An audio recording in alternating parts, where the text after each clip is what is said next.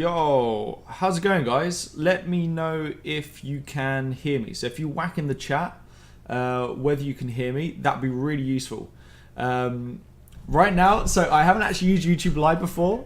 My plan for this was to use Zoom for this, and then it looks like not everyone's kind of in here, but over 200 people kind of signed up for this, and I don't have a Zoom account, basically, that can do all that many. So yesterday it was kind of me working out how to use YouTube Live. So apologies about that. Yeah, ideally I kind of wanted everyone to be on this joint call, and we'd all be making this together. So I mean, next time I know that this is the case, and you generally get a quarter of the people actually turn up. So I'll probably end up just doing it on Zoom next time. But yeah, anyway, thanks for coming, guys. It's this is something I thought I'd do. Generally I work over Christmas, and Trickster kind of sent us all home for 2 weeks on the film I'm on. So yeah, I thought I would just do something like this. I've never really done it before, so I thought I'd give it a go. Oh my god, the tree's getting some love. Thank you so much, man. So the plan is basically that I want you guys to be able to join along. So I'm going to be going through this at kind of a slower pace than I normally would, but that's fine, because again, I want you guys to kind of just work along with me here. So this is going to be very similar, by the way, to that UI video I did a little while ago on my website. So if you've watched that, a lot of this is going to be the same, but I wondered if kind of people might have got stuck on certain areas or maybe missed certain bits. And this allows you then to kind of just drop some questions at the end. So at the end, again, I would have loved to kind of have us all on a video call to do a Q&A, but again, given the numbers that I was going to get, I haven't got a Zoom account that would have done it. So I think we're just going to have to do it in the live chat if that's okay. So save all your questions until the very end, and then I can then go and kind of just just go through those questions. And that can be about anything, by the way. If you have anything at all. I'm hoping this saves, by the way, as well. I'm hoping this all records to YouTube. I think it does, but we'll find out afterwards. So yeah, I'm hoping to kind of everyone that signed up to be able to send this out to you guys. So the plan is, I'm going to take you through this thing. So the plan is we're going to make a UI shot in Nuke. We're going to be going over a little tool called Z-Defocus, which I found. A load of Blender artists use it, and I just thought you could make some cool UI stuff with it. And then, and then I'm going to take you through kind of setting up the scanner and render node in Nuke's 3D space, using some expressions to make sure the depth is set up correctly, throwing a load of glow on stuff because I'm a compositor, and just some other bits, it's just going to be making a nice little shot that I wouldn't use it in a show reel, but it's kind of inspired some people that course I did kind of on my website. So this is something from Patrick, actually. If you want to take this a step further, then feel free to kind of do something like this. He's actually made these individual shapes for you to kind of to play around with. So have a go at making some shapes yourself and throw those in as well. You don't have to rely on this tool I'm going to show you today to actually kick out the shapes for UI. So he's got this one and this one here. And again, he's kind of spent way more time on this than I'm going to today. But it just gives you an idea of how much extra you can kind of push this stuff in Nuke. A lot of this, by the way, is inspired by a guy called Ash Thorpe, who's a concept designer who does a load of UI and title screens and stuff. So you should check him out. If you like this kind of stuff and it's fun to play around with, then it's well worth looking at. So hopefully you guys downloaded the tool that I mentioned called Z-Defocus. If you have, then when you open it, it should look like this. What I'd love you guys to do now is just open the Z-Defocus tool, and it's just going to give you this. That's absolutely fine. Once you've got it loaded, it's all good. You're good to go. So you can get the portable version, by the way. That's the one I'm using. It's working fine. You haven't got to install anything. I sent it in the first email, so if you guys have got that, just download it, and you should be good. Perfect. I'm going to give it a couple more seconds. Awesome. So you guys should have that open, and I also would love you to open up your Nuke as well, if you want to work along, that is.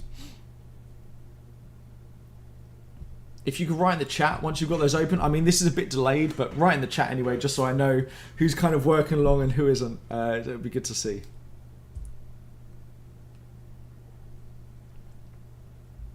Okay, so what we're going to do first of all, it's good practice to just set our Nuke settings. So we're going to put our cursor, well, actually let's save this thing. So we go up here, save comp as, and then we're just going to save this anywhere you want. A little standard practice in the industry is to do underscore V01 underscore 001. So what you'd be doing is versioning up when you daily. So you basically, whenever you send a version to get the client to look at or your supervisors to look at, then just up this number. And then whenever you're kind of like internally, so just for yourself versioning up, you up this number.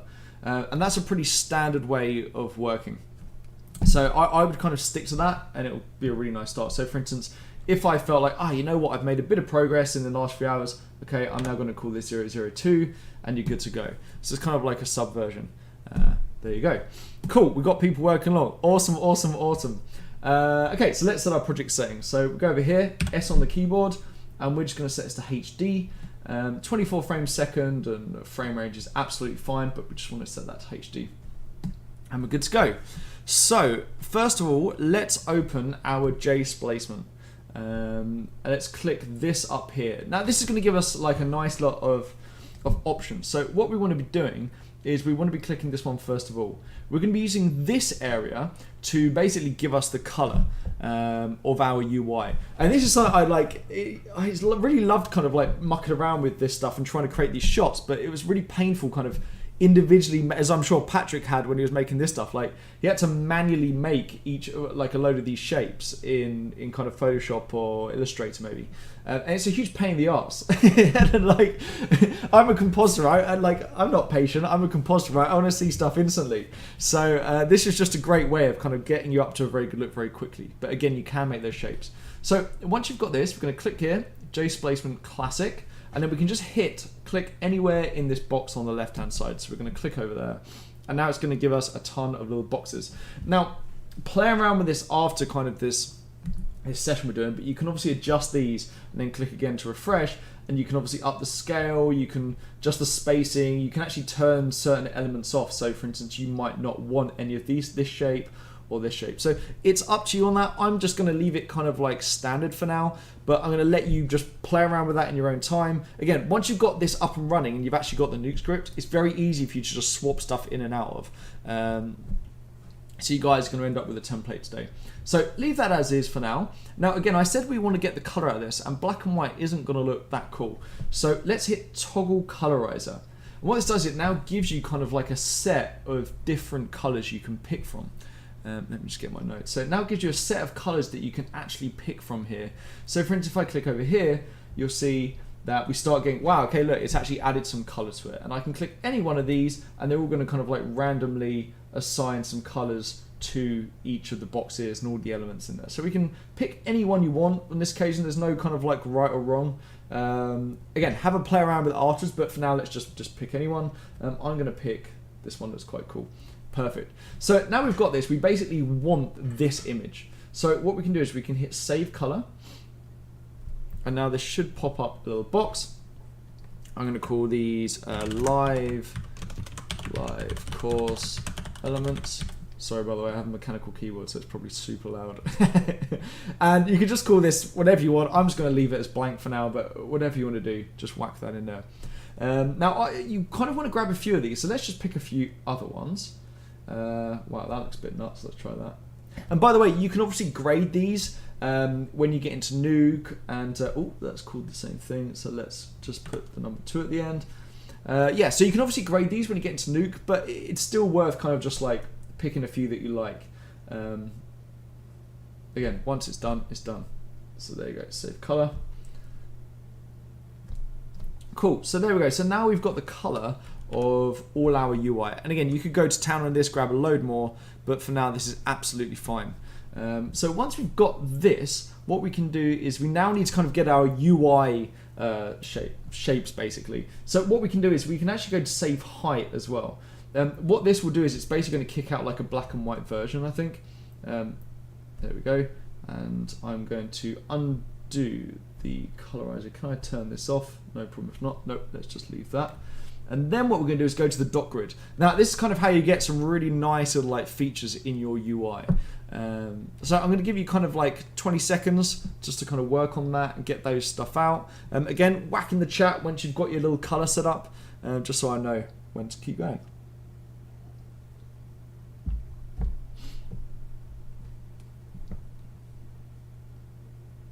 And by the way, if you guys like these, I might start doing these more. Yeah, there's a kind of a friend of mine, Andrew Hodgson, does this quite a lot. And I won't be able to do like, he does like 4-hour-long stints of him like modeling something. But the odd kind of like 30-minute to an hour one, whenever I get time and I'm not on a kind of like a deadline, this could be a fun way of doing things. So yeah, cool, okay. Behind already, which screen is this? Okay, yeah, so this is J-Splacement, and you need to go to this one, J-Splacement Classic. Yeah, man, I'm not going to be a Twitch streamer. I'm terrible at Fortnite. I tried playing it once and all these like teenagers beat the shit out of me. So, yeah, that was just me re-queuing every single time. Yes, you can totally like color ramp them. So that's kind of what we're going to do. So I'm just going to save out one of these as well, which we can use as an alpha channel. So let's do this. Let's just call that something as well. Perfect. Cool. We've got some people. It's the J-Splacement Classic if you want to kind of kick those out. So now what we're going to do is we're going to get some dot grid stuff. Now this is your classic UI look, right? So this is kind of cool. You can up the draw chance, which is going to kind of make more basically. And then you want to hit save height again, which just gives us a black and white image again. So we can just kick that out. And you want a few random ones, so we can actually turn off like certain shapes. So for instance, you might just want these kind of squares. Then we can click again to update that. And now it's going to give us just those squares. So we can do another one. Oh yeah, sorry. Just so you know, I'm clicking on this, by the way. Yeah, the dot grid at the bottom. Dot grid. Yeah, you're right. So yeah, so let's turn off the circles. And actually, you know what? I just want these nice little on solid shapes. Perfect. And let's hit save height again. And we're just going to call this underscore free. Again, you could label them nicely. Yeah, as long as it's not new and newest, then you're generally okay. But it's up to you. We can up the drawing chance, so let's kind of do that. Wow, that looks kind of cool. Let's save that one. And again, you kind of want like 4 or 5 of these, so it's up to you how many you do. But for now, I think 4 or 5 should be fine. It's more about me showing you how to do this as opposed to me kind of like making something that's really beautiful ready to go in a film. So I'm going to give you kind of like 20 seconds. Just do that. For those that have just joined, I did J-Splacement Classic. I clicked, I hit toggle colorizer, and I just selected one of the colors here. Like this, and then you hit save color, and it will allow you to save the color out of these squares. And then what you want to do is go to dot grid, J-Splacement dot grid, and we can then click here and generate. If you click each time, it's going to generate you a new pattern, and it will then allow you to do that. And you can hit save height in order to save that out. And for those of you that are kind of maybe ahead, what we're going to be doing is actually using this black and white image as our alpha. That's the cool thing about this. So we can use the black and white image here as an alpha, and then we're going to just be using those colored squares as the color for our UI. And again, this is one of those things that it's okay to get something very quickly. If a client was very particular and kind of making notes on each thing, then maybe it's not the best because it's very hard for you to kind of maneuver each individual bit. But it's fun. Like it's a fun thing to play around with. Cool. So hopefully you guys are done. Yeah, this is really great, by the way. So I found this when I was learning Blender. I'm learning Unreal at the moment over the Christmas holidays, and I'm kind of like going to try and use it in a load of stuff on that. But it's really cool, and you can use it. Obviously, use these black and white images as normals or displacement or whatever you want to do. I think in Blender, I saw a load of guys using it as displacement for kind of like groobles on a building, or when they had like a spaceship and they had to add all sorts of little details. It's just a very quick way of just kind of like run a load of detail over your thing.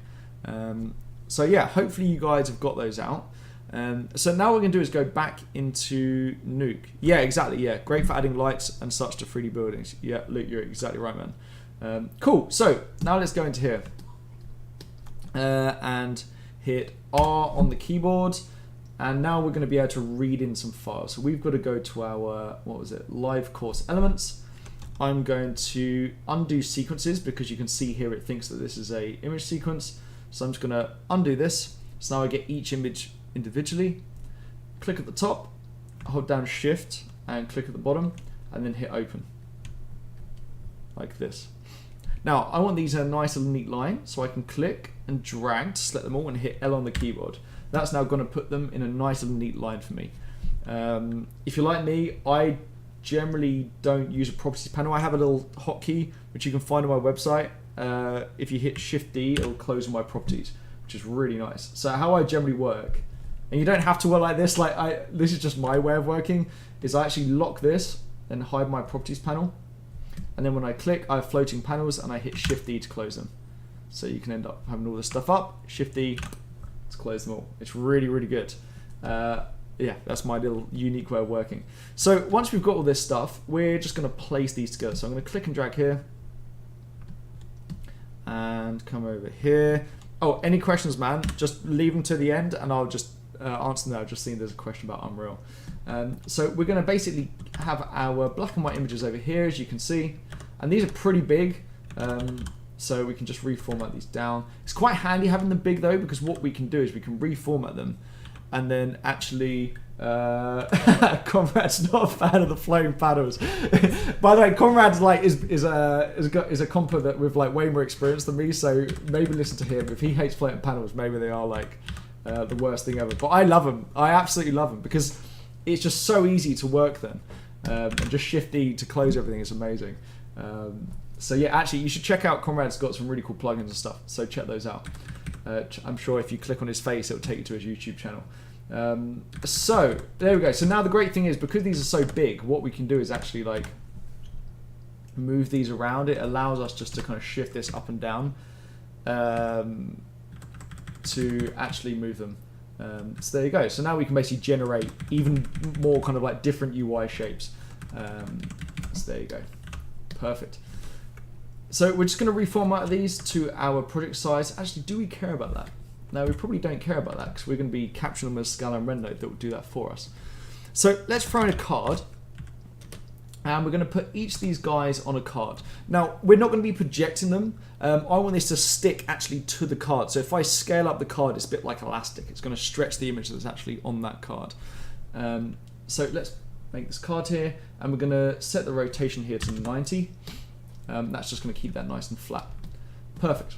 So we're going to grab these and paste them up here.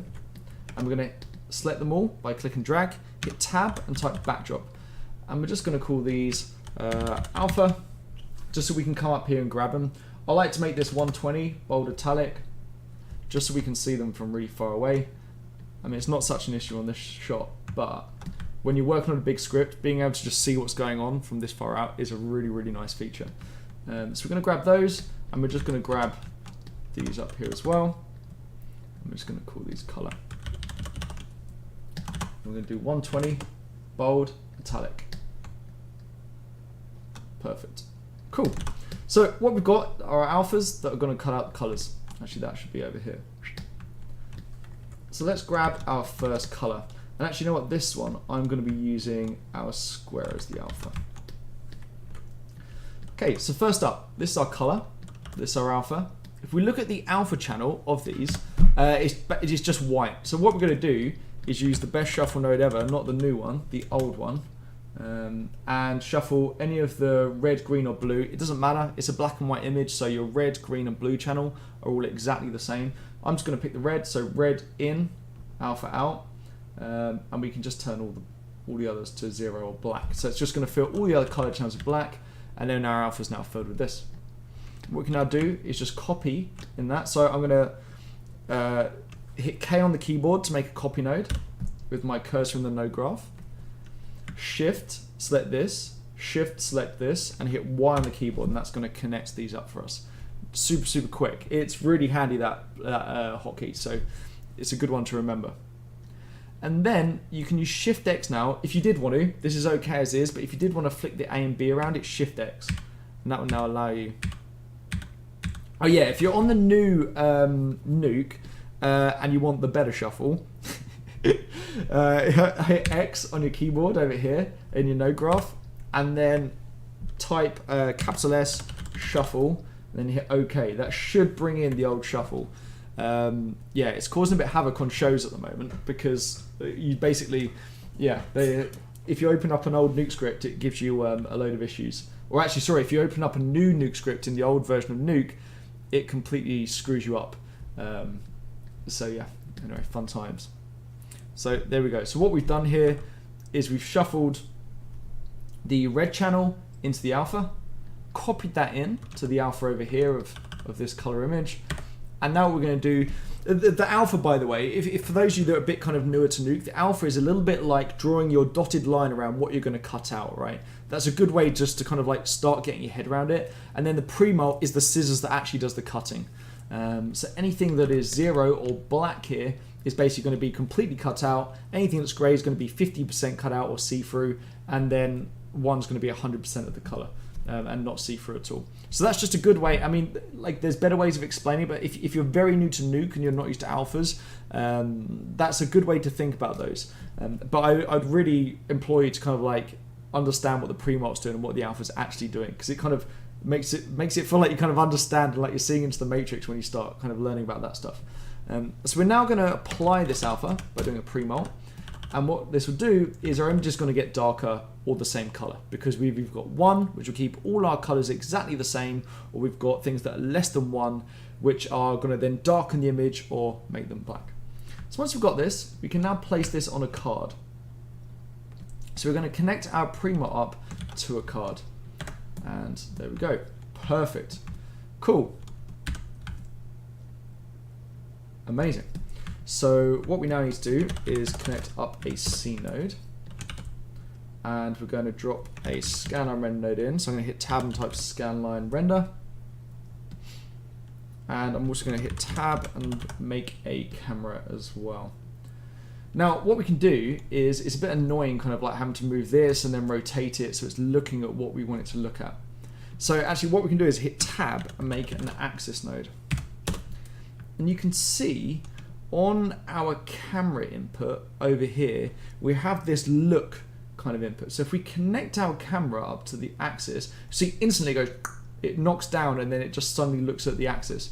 The great thing about this is, wherever I move my camera now, it will be always looking at our axis. So if I move the axis here, it'll always be looking at it. So it's just really handy then, because it allows you to move your camera in the place you want, and it's always going to be looking at the thing you want, rather than you having to kind of do this hacky thing of rotating your camera around. So it's super useful. So there you go. I'm just going to give you a few seconds to catch up, and I will zoom out so you can see my whole new script.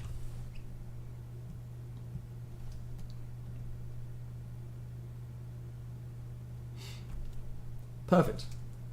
So once you've got this set up, now if I view the scanline render node, so I'm going to select it and hit any value on my keyboard and hit tab.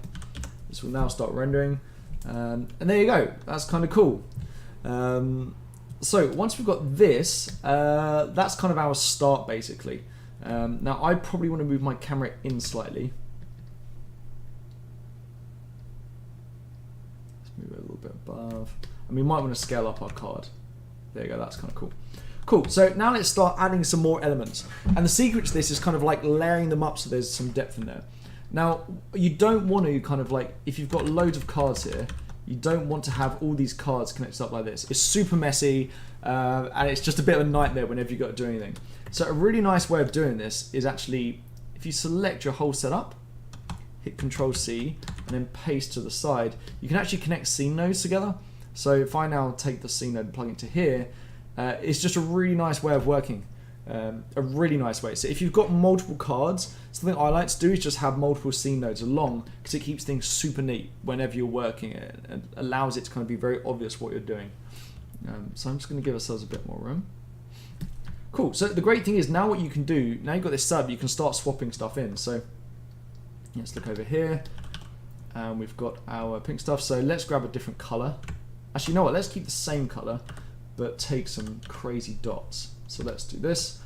If I hold down Control Shift and drag this over the top of here and let go, it's going to swap in, so we don't have to kind of redo stuff. Let's view our pre-mult. So now what you can see is we have these really cool like colored shapes, right?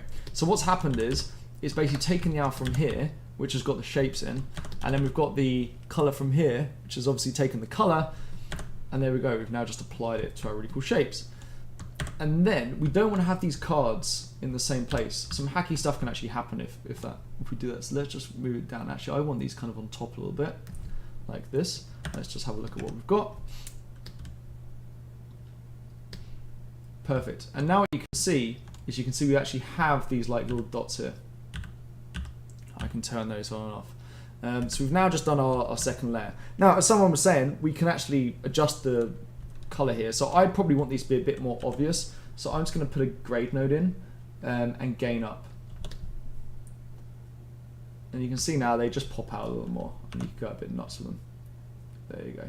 So I just want them to pop out. Again, you don't have to do this, but if you did want to, you could change it over here. If you wanted things to be a bit more or less solid, as in if you felt like you wanted stuff to be a bit more see-through, you could just put a grade node underneath one of your alphas, select the alpha channel here, and if I put 0.5 in, you basically reduce the transparency by 50%, or sorry, make it 50% more transparent, which could be kind of cool. So I might do that a little bit. There we go. And by the way, it's not making the colors darker, it's actually making it more transparent, and we've just got black behind. So now we've got that, let's grab another one. So I'm going to Control C, Control V to paste. Hopefully you guys have sorted out your shuffle nodes. And let's grab a different one. Swap that in. And I'm going to grab a different color. So let's grab this color up here.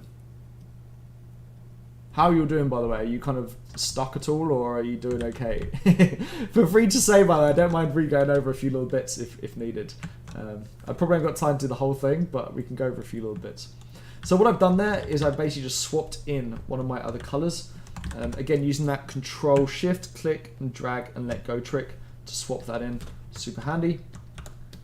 And there you go. Now we've got some nice little different colors. Perfect. Noah's on the ball, man. He's following along. Good, good, good. So let's view this. And I'm going to move these up as well. And what we could do is we could just rotate everything kind of 90 degrees just to give ourselves a little bit of a different feel. So it just kind of randomizes that a little bit. Perfect. Oh man, 8K plates, huh? Fun times. Oh, there we go. Hopefully you guys can still hear me okay. Let's have a look. And I'm going to leave it at this now, by the way. I'm not going to add. Feel free to add some more if you want to. Like, you could add multiple cards here, multiple different depths. I'm going to leave it as is for now. But you can kind of work on that in your own time. I'm on my main computer. Well, I'm on my big computer, which I haven't upgraded in like 3 or 4 years. That's why this is going a bit slow. I do want to do my gaming laptop. So yeah, hopefully this is quicker on your machines. Actually, no, I'm just going to disable this one if it keeps breaking up. Let's see. Let's save. Whoa. Keeps thinking about it. There you go. Perfect. Cool. I'm just going to disable this one for now, just to take the load off my machine. But again, hopefully that's working for you. So now you've got this set up, what we want to do is now start post-processing it basically. And there's a few things we want to do. Obviously you want to add some exponential glow to it because we're compositors. Don't use Nuke's glow, it doesn't look very good, it's rubbish. Use an exponential glow node. Nukepedia's got some great ones if you want those. We then need to add some Z-Defocus so that we get a really nice kind of feel to the shot. You want that kind of stuff in the distance to be really out of focus. And then we're going to add a few other little bits to it as well. So my machine's just having a bit of a paddy. Perfect. Cool. So now we're done. What we can do is actually speed up our scanline render node. So down here, if you ever see, so we've got red, green, blue, alpha. These are your kind of channels that are being kicked out. This is your Z depth over here, and these are your motion vectors. Now in this case, we don't need motion vectors. We're not going to be doing any kind of post motion blur. So we're going to hit the shader tab over here, and you can see in the motion vectors at the moment, it's putting the forward, the distance in the forward channel. So we're just going to turn this to off. But if you did want to use that, then you could totally keep that on, but I don't need to at this point. Now what we're going to do is actually convert our depth to actual true depth. So the scanline render node basically kicks out depth at the depth divided by 1. So we've got to do the opposite to give it kind of true values. That's why if I look at the depth channel right now, it's going to give us kind of these crazy 0.5s, 0.6s, and you can actually see that it goes down as we get further away from the from our camera. So you can see down here the value is 0.72. As we get further away from the camera, it actually gets close towards 0. So we want to now convert this to true depth. Oh man, you guys are 8K's destroying your computers as well. What you might want to do is just reformat down as well. At least I'm not the only one. You can feel free to just reformat out. I'm not sure if it kicks out smaller ones. There might be a setting in here. I'm not 100% sure. Oh wait, settings. Is it in here? No. Yeah, have a little look in there. Maybe there is a way of doing it, of kicking out less than 8K, but for now, like, just reformat down it if you're having a load of troubles. And you might just want to write those out as well. It's kind of up to you at the lower format. So anyway, so we can see here that our value's going down. Now we obviously want the reverse, right? As things are going further away from us, we want that value to kind of should be going up because it's getting further away. So we now need to put an expression node in, change this channel over here to depth. So we're going to set this, hit this to depth. And then we're going to go down here and we do 1 divided by, actually I might have this the one around, 1 divided by depth.z. Let's do this. Okay, so now what you can see is we have 1.37, so this is 1.37 units way down here. And as we go up, you can see that value is going up all the way to 2. Perfect. Now, if you have anything that's kind of see-through in your scene, it's going to give you some sort of like crazy int values, which can cause a load of issues. So what you want to do is actually throw another expression node in under here. There probably is a way of doing this all in here, but I've always just done it on its own just to kind of show clearly the workings out. And what we want to do is basically go is inf. So now it's basically saying, is there an infinite value in my z depth? When you set this to z depth, is inf, and then we want to go depth.z. So is there an infinite value in my depth.z? Question mark. If yes, then make the value, I don't know, 2000. You generally put that kind of a number that's further away from anything else. But if no, then keep this original value as depth.z. So let me go through that again. So what this is doing is in the depth channel, it's saying, is a pixel an infinite value?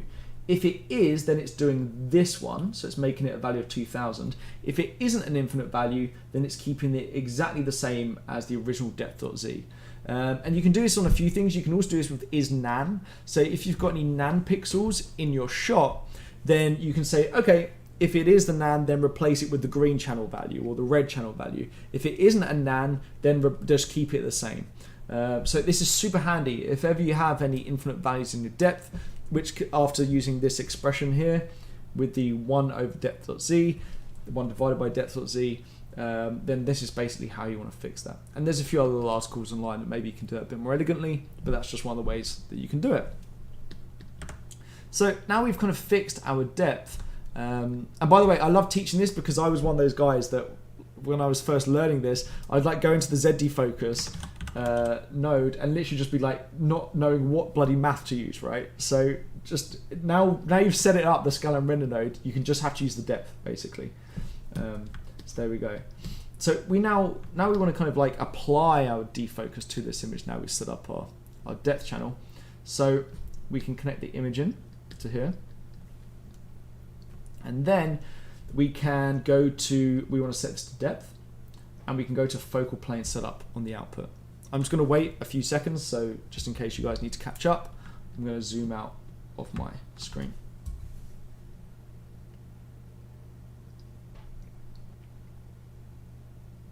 If you're getting the dots in the depth, then that's absolutely fine, man. It probably just means that you don't have something that's very solid like this behind it.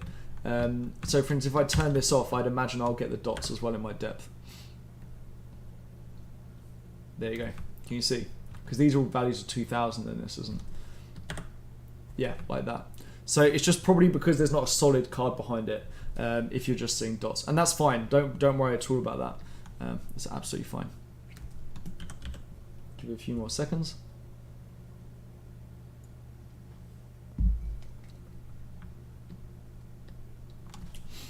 Oh, let me turn this on so it looks a little more interesting.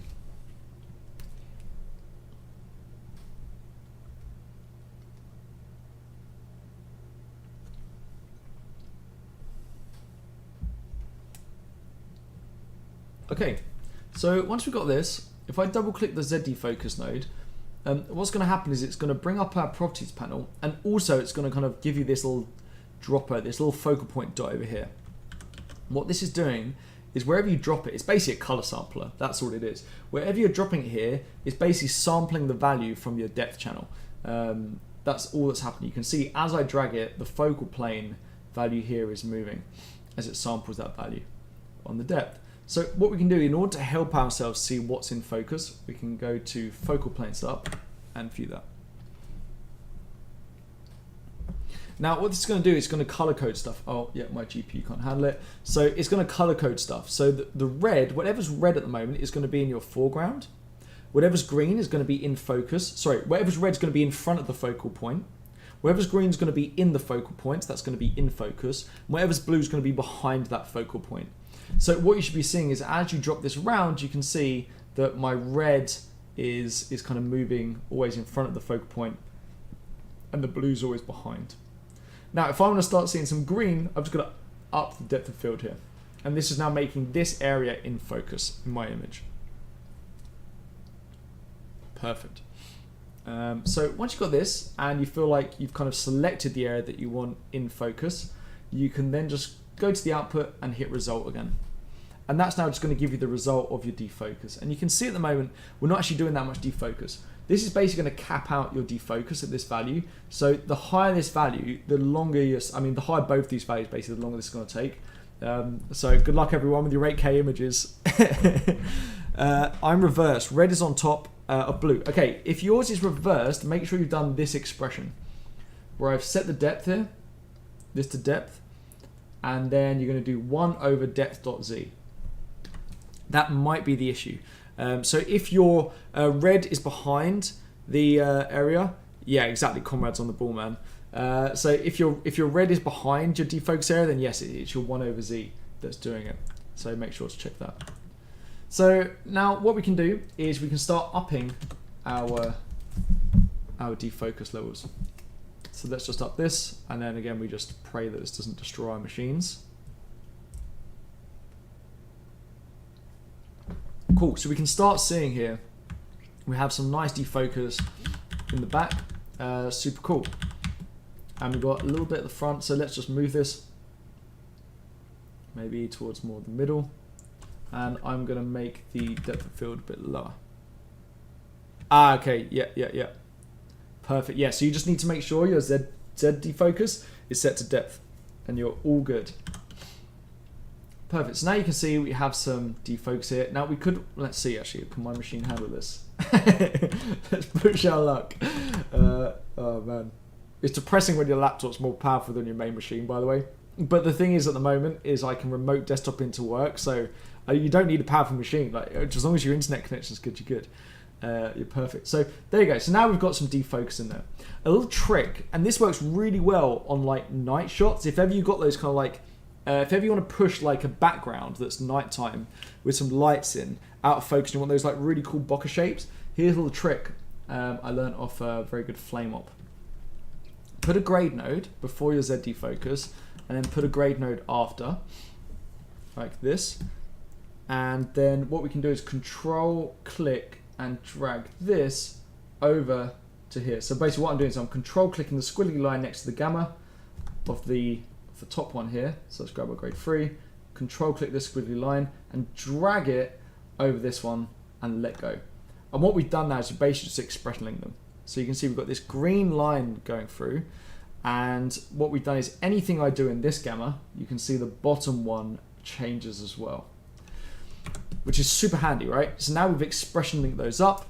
If you wanted to have a look at that, you could right click, edit expression, and there we go. We can also do some math in here, by the way. So we could say, okay, I want this to be whatever I put in this grade node here, plus 2. So now it's going to give you 3, and then as I drag up, you can see that whatever value I put in here, it's going to add 2 to it. We don't want to do that in this case, but just shows you the kind of stuff you can do. Now, once you've done this, you basically want to double click on your bottom one and hit reverse. So what this is going to do is it's going to take whatever you've done here and cancel out. So you can see at the moment it's lifting up. Let me turn the Z-Defocus on. This is lifting up. Oh, sorry, it's gammering up. I shouldn't say lifting up because there's a whole different slide for Gammering up, and then this is reversing it. So actually these end up looking exactly the same afterwards, as you can see. They just cancel each other out because this is reversing whatever this is doing. Now, here's what you do. If you want your box shapes to like pop when you're doing defocus, you know, I don't know how good this is going to look on this, but it just gives you like a really cool trick. Again, night city shots, it's good stuff, man. So we drag the gamma down, and what you'll see is these shapes, the out of focus shapes here, start popping a little more. They're going to get bigger, as you can see. And our defocus hasn't changed. We've just adjusted the gamma. So what we've done is you basically gammaed down the image to increase the contrast, and then we're applying our defocus on that, and then you're then reversing it again. And again, this may not be the desired look on this, but it's a really useful trick to remember because you can get some really cool kind of effects with it. So I'm just going to close my properties now. Cool. So once we've got this, what we can now do is start kind of like playing around with it a little more. So I'm just going to kind of just add the final touches on this now. Again, this is for you to play around with. I want to just give you all the tools to play around with this. Now, from this point down, we don't need the Z-Defocus, the Z-Dep channel anymore. As you can see, it doesn't matter if I put a few different nodes here. You can see I've still got this little purple square here that's telling me, okay, it's still having to bring down the Z-Depth channel. Now, it isn't a huge deal, but actually it's very useful to kind of remove this stuff when you don't need it, because the blur is set to all. So if you have like 20 channels in here, and you haven't removed any of the ones that you don't need anymore, this blur is not only blurring your red, green, blue and alpha channel, but it's also blurring all the other channels that come with it. And this basically used to be a guy when I was at NPC called Simon, and his job was basically to kind of like, I mean, he was very technical, so he was making Nuke stuff, and then also he was kind of like debugging scripts as well. And the main thing he did was literally check everyone's bounding box, which is this little dotted line here, and also make sure they've been removing channels. Because sometimes, if you throw a blur in here and say it's 200 and it's going to blur kind of 100 channels, it's very slow. So we're just going to select the Z-Defocus, hit Tab, type Remove, and then we're going to set this to Keep RGBA. And now you can see the minute I throw that in, look, there you go, there's the purple box. The minute I throw this in and view it again, you've now got rid of that purple box. And it's so small. I understand that that's a very small thing and that's not fun. Like, it's not explosions and transformers, but this is the kind of stuff you need to be thinking about. Like, this is the very high up way of thinking in comp, and you've got to be really on the ball with it. Not only is your script got to make some nice stuff at the end, but it's got to be elegantly done as well, right? Like, you've got to make sure everything's very neat and it's kind of just as quick as the script could be. Now, not all combos work like that, by the way, but I like to work like that. That gets you a very good reputation if you just backdrop everything and make it nice and neat and make sure you're removing channels when you don't need them. So, once done this, we could do a quick grade. Let's just gamma down. That generally looks cool, and then gain up a little bit. Perfect. If you wanted to add a color into this, so you want to just kind of hit everything with a color, you can control click this colorway in the game, and it's going to give you this. If this is kind of like one of the first times you open this, you're probably going to see this, or actually maybe this. Just click on these. I use TMI a lot. The reason why I love TMI is because generally clients will say warmer, cooler, green, magenta. So there you go. So you can basically just adjust this. So we can now add a bit of blue in if you want it to be blue or whatever color you want. You can kind of go nuts with it. Man, that's not very pretty, is it? But let's do that. Let's play around with it. This is the brightness, by the way. Let's leave it as it is. We might want to up the saturation though, so I'm going to throw a saturation node in and just up it ever so slightly. Perfect. Cool. So that's my little grade. As we are compers, let's throw an exponential glow in, whatever one you want. Well, that's definitely too much. We're not working on a Michael Bay film, so let's turn that off. What you could do is have this to the side and untick your add source button. They generally all have this. And then plus this over. The nice thing about this way, by the way, keeping it to the side and plussing it, is it allows you to kind of go, okay, I want to tint this blue or whatever. So you can now tint your Expo Glow with an actual color rather than running it down your main strip. You can also turn it on and off easily, keeps things nice and neat. Another quick trick actually is you might just want to like cut out your brightest points. So you can throw a luminance key in and select just your brightest points. Copy this alpha to the side. I'm doing this little comp to the side, and then pre-mold. And what we've done now is we basically cut out just the brightest areas, and then you could throw an expo glow just on that. And again, that's way too much, so let's bring this down. And I'm going to add source. If I don't click untick the add source button, it's kind of going to double up on our brightest areas, which we don't want. You can end up with some crazy values on that. So we can do that, and then we're going to plus this over. And again, if you wanted to, you could then just grade this to the side, whatever kind of colors that you wanted to do here. So we could put a bit of blue in there. I'm just going to up the intensity a bit more. Cool. Now, something else I'm going to do is I'm just going to actually, before this, I'm going to make some grades. So I'm going to make it so that this falls off here. So I'm going to do a little rotor shape. Sorry, let me do this slowly. Sorry, guys. Hit tab, type roto. Now I'm going to use a Bezier curve to make a little square or rectangle. And then control, click each point, and it's actually then let you feather this. And we can throw a grade node in, connect that to the mask. Just grade down. I might actually want to bring this up a little bit. Perfect. Cool. So there you go. That's kind of the start. And then what we can do, actually I might just want to bring that up just a touch. There you go. So now we've kind of got this. Our finishing touches are just a bit of grain and chromatic aberration. So chromatic aberration, you'll see all these kind of like Nukepedia gizmos and stuff.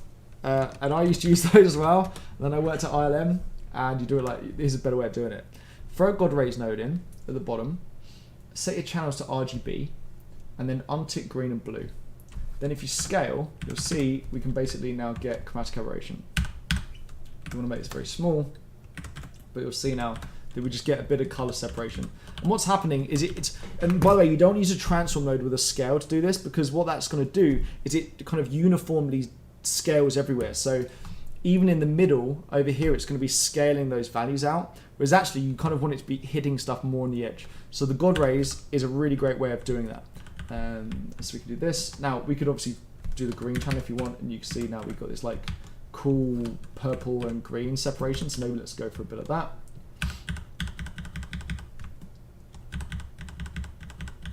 Very cool.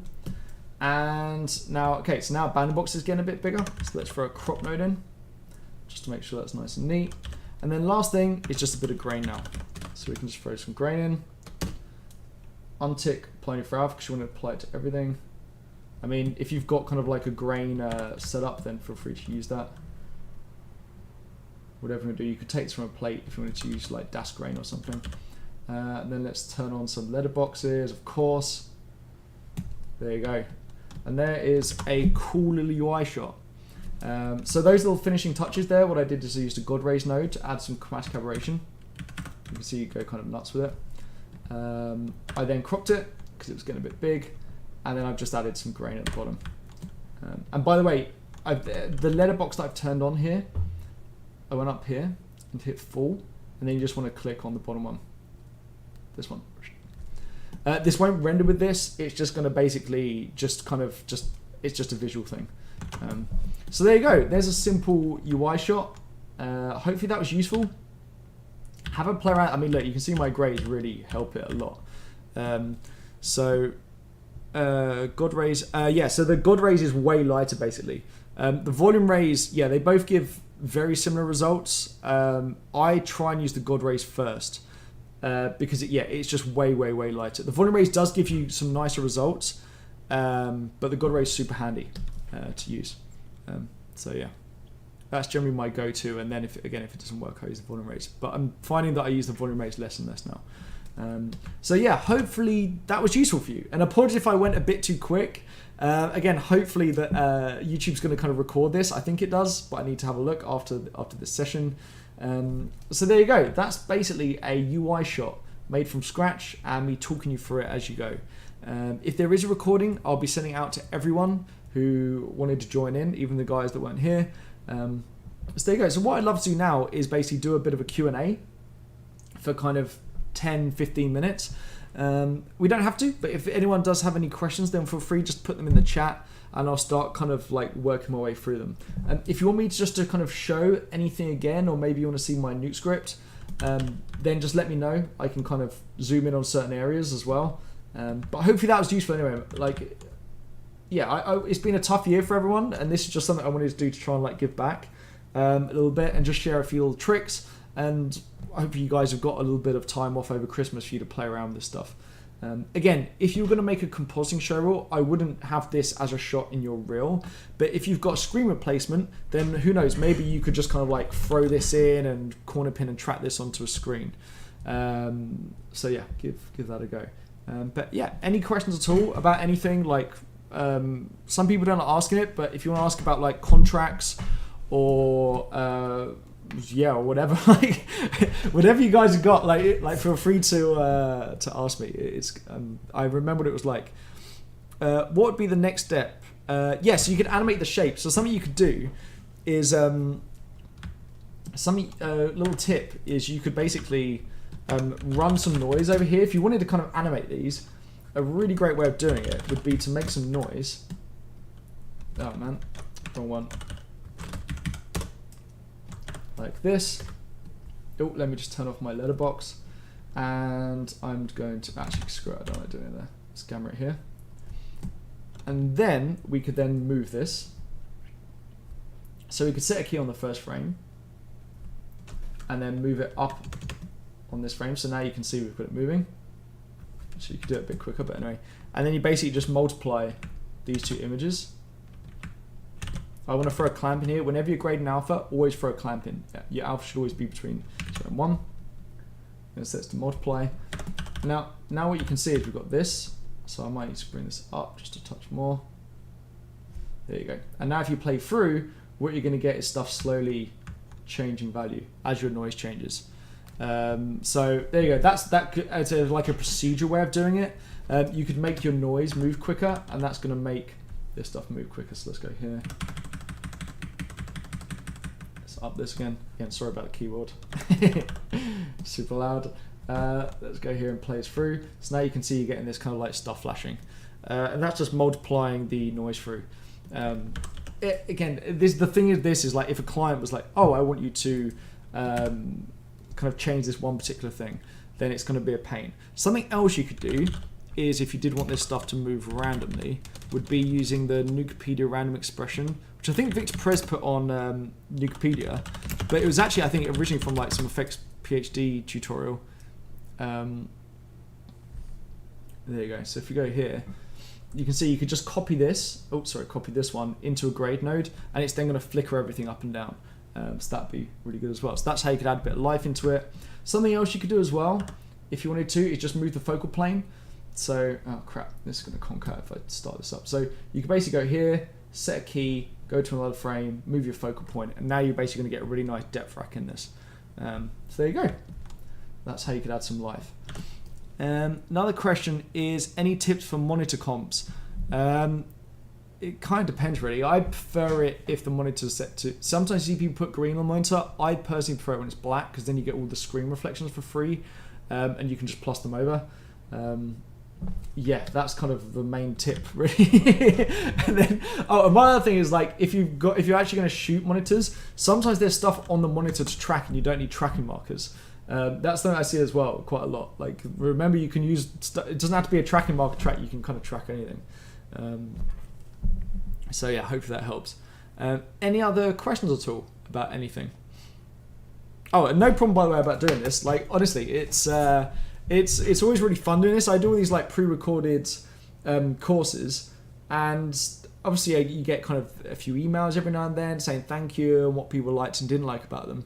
But I mean, again, I would have loved this to be like a Zoom call and us all be on a camera and then we'll share on our screen as we go. But yeah, again, I had over like 200 people sign up. And if I'd known actually that under 100 were going to be in this, I could have used the Zoom account to do that. So maybe next time I'll do that. And maybe I'll just limit the numbers next time, to be honest with you. That's what I've started doing with my other courses, just limiting numbers so that I've got the time and I can actually go along with each person. So yeah, any other questions about anything at all? I'll give it kind of like a couple more minutes And if not, we'll call it a day. And again, if YouTube has recorded this, hopefully it has, I'll be sending something out. If there's an actor in front of the screen, it kind of depends. I would maybe still use black, because if you have a monitor with green, you're going to get like this green light wrap over everything, which can look a bit naff. So I think it's kind of personal preference then, if I'm perfectly honest with you. Another problem as well with that is if you have the monitor on green bright light, it kind of kills any defocus or motion blur. And that might be a good thing, because you're going to put an insert on the monitor anyway, so therefore it would look like that. But it's never a bad idea to kind of have the option, right? So it's kind of a personal preference. I personally would prefer it to be black and just get the roto done somewhere else, and then someone sends me the roto and then I'm good to go. But if you haven't got that luxury, then yes, it's tricky. Something I would say is like hair over green on a monitor. A bright green monitor isn't great. So you do have to be careful, because the light there is going to eat a load of the details if the stuff's in front of it. Cool. Well, I think there's no more questions. If anyone does have any questions, like, just send me an email on my website, compositingpro.com. Yeah, again, this is just me. Like, I'm not some sort of like big company or a studio or anything. So this is just me. For those who don't know, I'm a comper in the industry at Trickster at the moment, working on a Marvel film. Previously worked in ads, NPC ads, NPC film, DNEG film, ILM film, Important Looking Pirates, who do some awesome stuff. So yeah, so Luke's saying that he likes the black stuff as well. Is there much difference in contracts between a large shop like NPC compared to a smaller shop? If I'm honest with you, no. I would say no. There isn't really any difference in regards to contracts. Generally, the smaller companies, you can have a bit more of an impact, and especially now, like, because I'm in more of a senior role, because I've been in the industry a while, it's fun for me being in smaller companies, because you can have more of an impact and kind of offer advice. And kind of like, when I was at NPC Ads, I was helping them with their color space pipeline, and I was helping them kind of build some templates and things. And building templates is always good to do, no matter what level. But it's fun for me right now to kind of like be having a bigger impact, basically. The big companies are great. Like, I love working in the big ones as well. It's just right now I kind of started out in the big companies, and I'm just trying to try a bit of everything. Like, I did a bit of TV for a while. TV's really fun. It's taken off. All the film guys are kind of being moved into TV now. Like, the reason why Mandalorian season 2 looks so good is because basically all the ILM film guys, I mean, the ILM TV guys are good, but they also moved everyone from film into working on that as well. So it's like, it's the same guys now. Like, TV and film are the same thing pretty much at the bigger places and on the big shows. So yeah, I've got no idea what my next live stream is, Patrick. I don't know. I just kind of, again, there's no kind of rhyme or reason to this. It's whenever I have time. Again, I'm a comper in the industry. This isn't how I make a living. I'm not a full-time kind of streamer. That's how I like Nuke streamer. I'm actually do the thing. I actually do this as a day job, and I'm just doing this because it's fun and I enjoy it. Yeah, that is meant to actually. Conrad's saying like TV's done in 4K. I had a VFX supervisor once, and he was saying how like it's crazy and like he just didn't care about tech fixes, because he was like, some guy's gonna watch this on his phone on the bus anyway. So don't worry about doing tech fixes for a big TV show. But yeah, it's kind of nuts that TV's done in 4K. Generally, stuff will be rendered at 2K and reformatted up, but your plates will be 4K. That's when you start caring about caching, and you generally have an SSD that you just do stuff local cache to. It's kind of interesting. Favorite gizmos? Yeah, I don't really use gizmo. This is where, like, so I'm working with Tony Lyons right now at Trickster, and he's a very, very good comper, and he loves gizmos. Obviously, like you can see, I've got the toolkit here. I don't really use this that much. I kind of was testing out for him when he was building it. Yeah, I don't use gizmos. I think I really loved ILM, and they barely use any gizmos as well. They like kind of quite vanilla Nuke. And I'm from that background as well. My reasoning, by the way, for that, just so you can kind of, my opinion is right or wrong, like it doesn't really matter, but my reasoning behind that opinion is that the problem with the gizmo is it's built for a load of different circumstances. So if you go inside, it might have just a switch node and there's like 5 different Nuke scripts and it's just flicking between each one. Well, now you've got those other areas in that gizmo that you don't need and aren't going to be using. So you've just slowed down your nukes. If you keep using gizmos, it's going to really slow it down. So I barely use any gizmos. I use dash grain, which I didn't used to. I've just started using it recently because people are using it more and more. And that's the companies I've been at, Important Looking Pirates and Trickster, using dash grain. It's super handy. It's really good. And I use kind of PXF Kill Spill and Despill Madness. Those are the only, and AP Mat as well. Those are the only real gizmos I use. Something else as well I found is people that rely super heavily on gizmos, they find it tricky to problem solve because they're used to kind of just putting in each gizmo. Now, not everyone, by the way, this is kind of a broader statement, but because they're used to putting in a gizmo, they never kind of remember how to do the thing the gizmo does, right? And it's always good to be able to kind of remember that stuff from scratch so that you know how to break it and use it. So there you go, hopefully that helps. Another question is, what would be the real difference between someone considered a senior, mid, and junior? It's generally the shots. Like if you're getting thrown shots and you know how to do them, like the big ones as well, then you're probably in the senior bracket. It's generally kind of like how much assistance you're going to need when doing it, and how quick it's going to take you to just hit your notes. I would say are the big ones.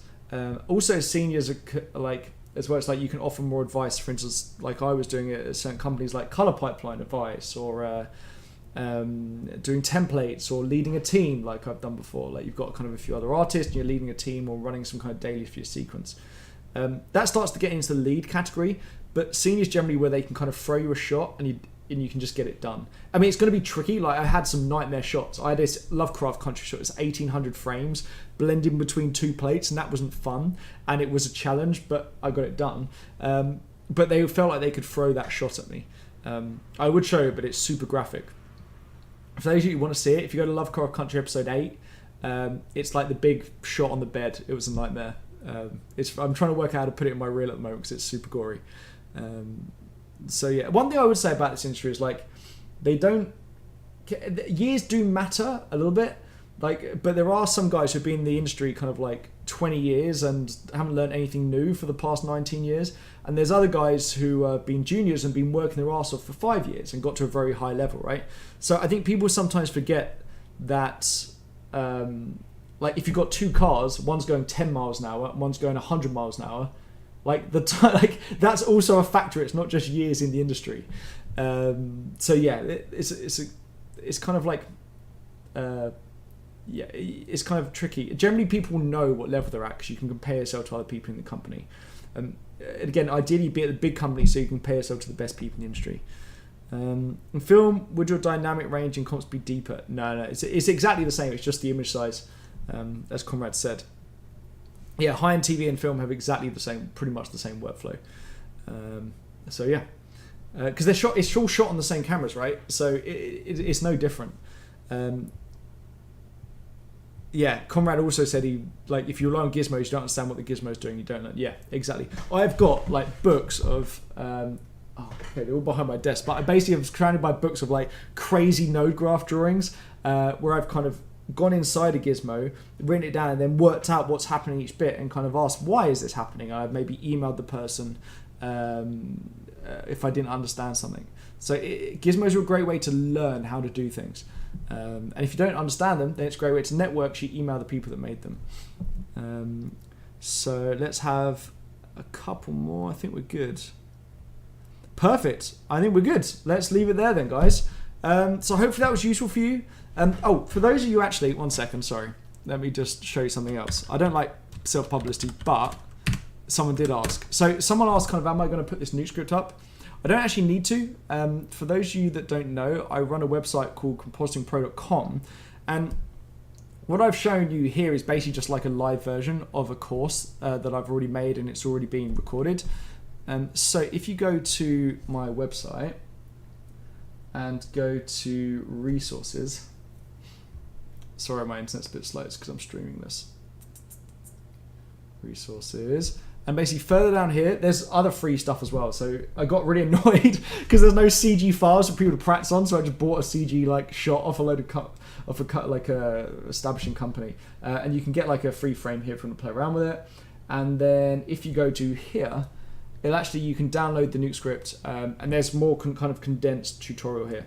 It was just people quite enjoyed this tutorial, so I thought it would just be good to do it live so people could kind of like learn some stuff and ask some questions at the end.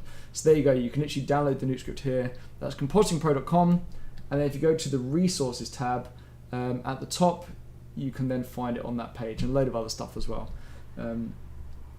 So there you go, that's where you can find the Nuke script.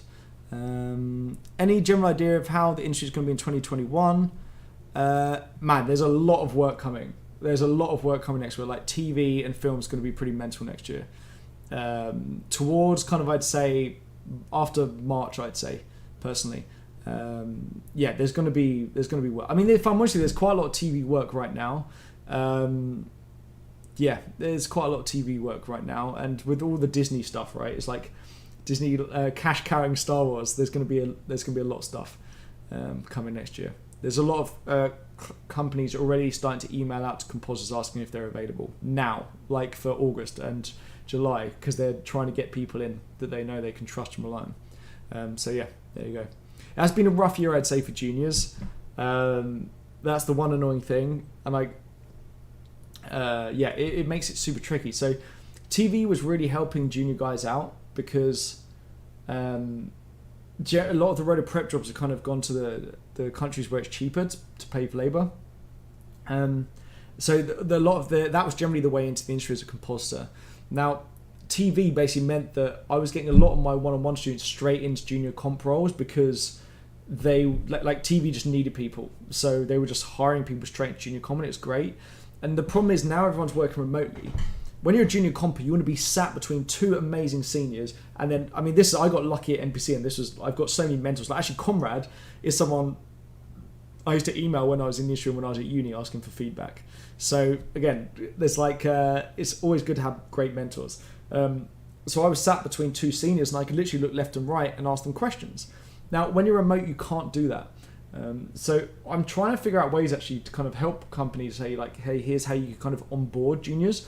Maybe you get like buddy system and they shadow you for a bit. And there's a few different things we can do. Most of them are kind of, I'm trying to nick some ideas from the startup industries, but it is tricky for juniors right now, I would say. What companies want is they want senior guys they can send a shot to and know it's going to get done. So a lot of people I know who are seniors have kind of like been snapped up because companies just want to send a shot, okay, it's done, great. So yeah, I hope, given the amount of work that's going to come, that I hope juniors are kind of going to have an easier ride with that. But yeah, I think it'll get better. I'm interested to see what happens with cinemas. I'm hoping like Amazon or Netflix buy a cheap cinema chain and offer that as part of their stuff. Like it'd be really cool going to see Queen's Gambit or something at a cinema. It'd be really awesome. Oh yeah, I'm not using Blender. So Paolo, I'm not using Blender in Nuke. I'm just using Blender separately, kicking out a load of render passes and then bringing them into Nuke. I'm not that good at it, so I generally rely quite a lot on my comp skills to make stuff look good. It's kind of like Unreal Engine right now. I've found like with Unreal Engine with a thing called Quixel, which you guys should check out. Again, this isn't going to make you a better comper, but if you like this kind of stuff, I found it's really good for just getting like a load of stuff in there very quickly. Yeah, I'm trying to work out how to kick out position pass out of Unreal right now, but it's got crypto maps with a new version, so there's a ton of cool stuff there with that. But again, you won't need to learn that as a compositor. Cool. So I think that is the last question. So there you go. So if you want this, the script, you can find it here. Up in Make a UI Shot in Nuke free tutorial on my website compositingpro.com. Again, I will be sending out a thank you email after this and wishing you all a Merry Christmas. And if I have got a recording of this, I'll send it out as well. So yeah, hopefully that was useful. Have an awesome holidays wherever you are in the world. I hope you guys are all staying safe. If you like this, drop me an email on my website. Or my personal email is jjparks, PARKS76 @gmail.com. But you can also do it through my website as well. So yeah, if you enjoyed it or you didn't enjoy it, just give me some feedback. It'd be great to hear. Just send me a message and then I can work out if these are worth doing more and more. So thanks so much everybody for coming out. I hope you're well wherever you are in the world. If you had a rough year, I think it's looking like the industry is going to like pick up next year. Like honestly, it's so rough if you're a junior right now. So just keep your head up basically, and just keep practicing as much as you can. So I'll see you guys soon, hopefully, and I'm hoping to do a Zoom one in the next one so I can actually see your faces, because I hate this like chat stuff. I'd prefer if I could talk to you. So anyway, have a great one, and hopefully see you guys soon. Bye.